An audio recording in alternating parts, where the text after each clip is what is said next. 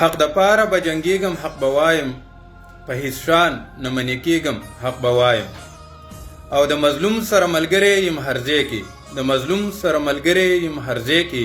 د ظالم خلاف ودرېږم حق به وایم او که مې سر په توره لرې شي له تنه که مې سر په توره لرې شي له تنه د حق لار نه نه صبرېږم حق به وایم او د دشمن سترګو کې اچومه سترګې د دشمن سترګو کې اچومه سترګې په وطن به قربانېږم حق به وایم او ماته زړه کې یره ما اچوه اغیاره ماته زړه کې یره ما اچوه اغیاره بې له خدایه نه یریږم حق به وایم. محمدزاده شهید اګروال چې د حق علمبردارو او په دې معاشره کې حق ویل د یو خونخوار زناور د پنجو نه د هغه ښکار رازادول دي. هغه خونخوار زناور چا چې په پنجو کې زمونږ ژوند جواک امن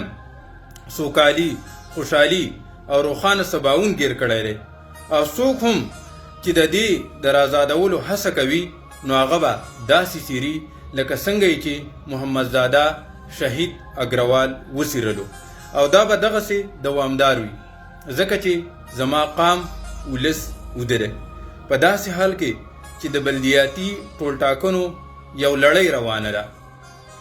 زه د خپل قام نه دا تپوس کوم چې ستا دپاره یو وزیر ایم پی ای او یو ایمینې څه ونه کړه او ته په دې خوب وده چې زما کونسلر به رالوی شي او زما دپاره به حق وغواړي نو دا ځان دوکه کول ولس دوکه کول او خپل قام دوکه کول دي. زه په داسې حال کې ښه په نره د بلدیاتي ټولټاکنو بایکاټ کوم او تاسو ته هم دا خواست کوم چې د بلدیاتي ټولټاکنو نه ښه په نره باندې بایکاټ وکړئ ځکه چې بلدیاتي ټولټاکنې زمونږ د امن ژوند خوشحالۍ سوکالۍ او روښانه سباون ضمانت نه دی. په اخره کې درنه په دې شعرونو باندې رخصتېږم چې ما پسې ارمان درځي که نه درځي ما پسې ارمان درځي که نه درځي څه نه څه خفګان درځي که نه درځي او ای استاده حال د وطن څنګه دی ای استاده حال د وطن څنګه دی سکول ته ماشومان درځي که نه درځي او ای په محلونو کې اودو خلکو ای په محلونو کې اودو خلکو ساس کې د باران درځي که نه درځي ای د پښتنو قاتله ووایه ای د پښتنو قاتله ووایه